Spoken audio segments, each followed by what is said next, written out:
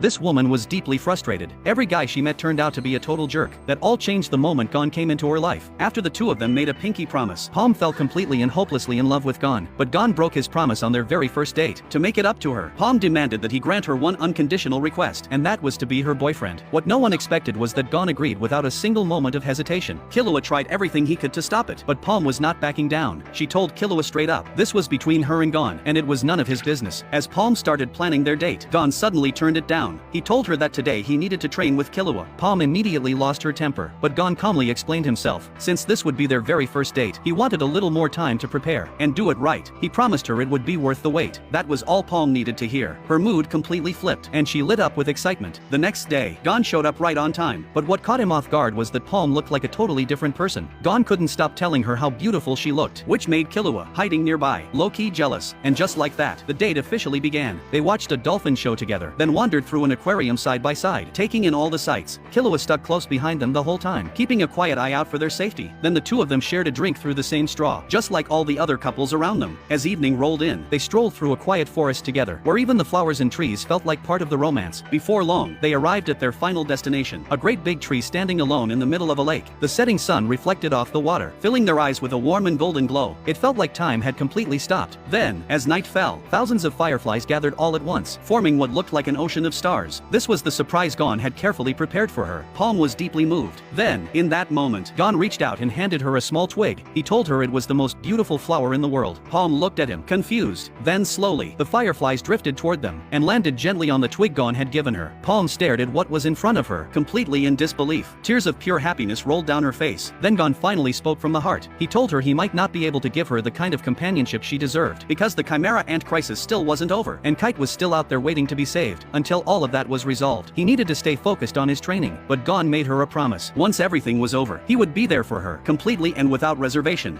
はあ？何言ってんの？